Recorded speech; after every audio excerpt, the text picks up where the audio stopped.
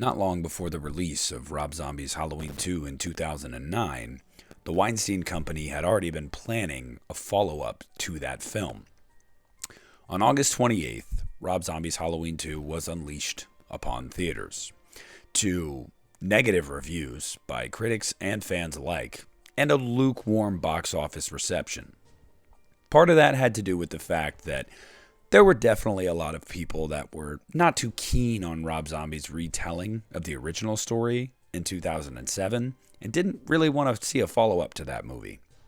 The other part of that was negative word of mouth, and it was kind of buried in the middle to end of August with other big movies out at the time. Nobody was going to see a Halloween movie in August. I, for one, never understood why there was a stretch of Halloween films there for years that they were releasing in July, August, and September. But not in October. From the very beginning, Rob Zombie was very adamant about not wanting to return for the sequel in the first place. He did not want to do Halloween 2. The only reason he ended up coming back to Halloween 2 was because Malek Akkad gave him carte blanche to do whatever he wanted, and they were going to continue his story with his characters, and he didn't feel right with them doing that and taking those characters in a way that he might not have wanted them to go. So Rob came back for Halloween 2, made the movie he made, a movie that I love, and I am so happy to see in recent years is getting the attention it finally deserves. But it was not a big hit. Well, the Weinstein Company had already counted their chickens, and they said, hey, we're making a sequel. This movie made enough money for us. We're doing it. Rob Zombie was not going to be a part of that. They had known that going into this, that he was not going to be a part of it. So on August 30th, Halloween 3D was announced by the Weinstein Company to be released in 2010. Ironically, June 2010. Because why release a Halloween movie in October, right? The movie not long after was announced to be written by Todd Farmer and directed by Patrick Lussier.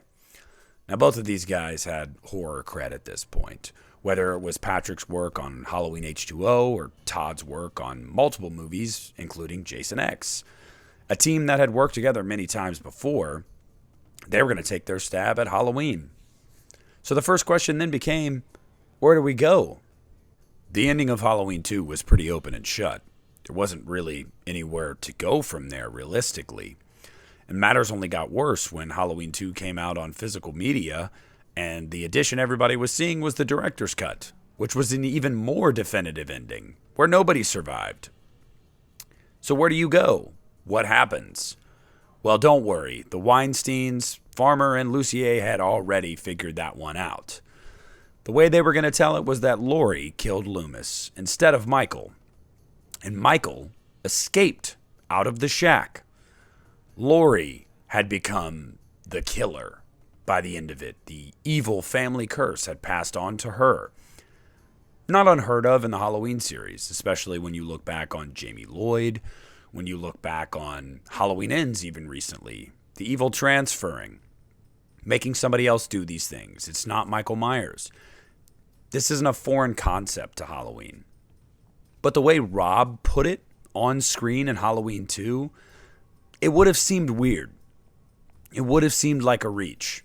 From the jump, you would have gone, I feel like they're just trying to milk a sequel out of this. And you would have been right.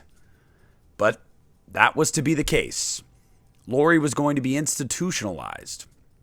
And Michael Myers was going to come back. Again. Now, the tone of Rob Zombie's Halloween 2 was very dour. It was very dark and depressing. It was a character study about survivor's guilt, PTSD, and sometimes the darkness winning. The movie was bathed in that, from the audio to the visuals to the character performances to the writing. Halloween 3D was going to take a different tact.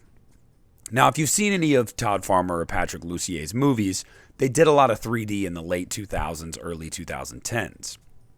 And in those movies, their tact was more jokey, over the top, schlock. There's a place for that. But a sequel to Rob Zombie's Halloween 2, taking that approach, probably would not have been the best idea. Now, the script for Halloween 3D is online if you guys ever want to read it. I myself have read it, and I, for one, am happy to say that this movie never got made because it's not a very good script. It just didn't fit tonally at all with what Rob Zombie had established. This movie was very over the top, very cheesy, very schlocky. It would have been enjoyable to watch just from a pure Carnage Candy fun perspective, but it would not have been a worthy sequel to the film that we got before. Laurie's ending was terrible. She killed herself in no uncertain terms.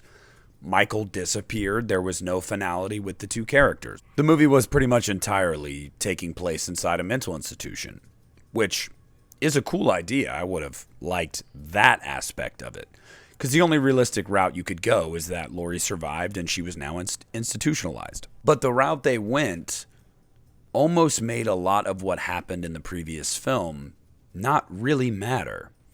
The beauty of that movie was how it ended, the ambiguity, and the total downer ending of the film. This movie was going to almost undo some of that, and it made Laurie just a far less likable character. So with a really undignified ending for Laurie, undoing a lot of what Rob Zombie's Halloween 2 did beautifully, and just a cheesy, over-the-top 3D gimmicky film, it's good this movie didn't get made. But why didn't it get made? What happened with Halloween 3D? Well, it's actually pretty simple. The film was announced, and then nothing happened. Now, I should say, Laurie, Scout Taylor Compton, and Tyler Mane, Michael Myers, were both contracted to come back, and they were going to come back. Both of them had essentially agreed to it in principle, though I don't think they signed a contract. Now, Scout and Tyler have both talked about this after the fact, saying that they were going to do it. Now, in recent years, they've said, well, it didn't feel right without Rob. They were still going to do it. They were tapped to do the movie. They had a writer, they had a director, they had a production team. They were ready to go. So why didn't the movie go before cameras? Well, the Weinstein Company. See, in the late 2000s, early 2010s, the Weinstein Company had begun to see a lot of financial issues. They were kind of up against it and damn near bankrupt if they weren't already. They had gotten to a point where they really couldn't fund a lot of projects anymore. Their movies weren't making a lot of money, and obviously, as we know now, Harvey was going through some things, to say the least. Low on funds, the company essentially had a decision to make. Do we go forward with Halloween 3D, or do we do a new Scream movie? At this point, it's not hyperbole to say they could really only afford to do like one movie. So they decided Scream 4. Their money went into that, and Halloween 3D was kind of put on the back burner. But it wasn't gone. Talk came back about a year later. A new release date was starting to show for the movie in 2012. Talk kind of began again, like it was going to happen again. Would the same people be involved? Who's to say? I know that Lucier and Farmer were still attached at the time. But then, the Weinstein Company went under. Harvey rightfully got his comeuppance, and Bob was bankrupt. And with that, the Halloween franchise had no home. It needed somebody to put money behind it, buy the rights, and put out movies. As we know, in 2016, Blumhouse acquired the rights, and they did just that. But that's what happened to Halloween 3D. It essentially died because of money.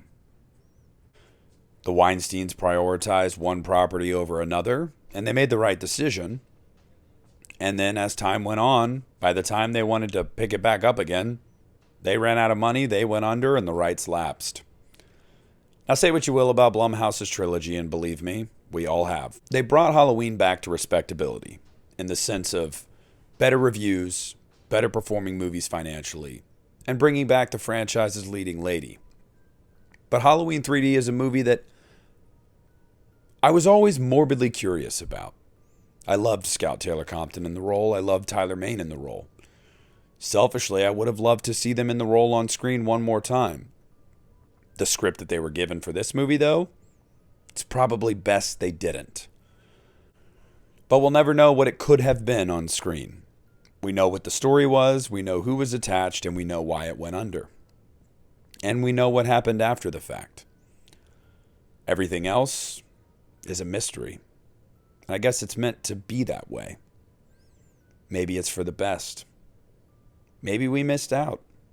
Who knows? But I do know one thing.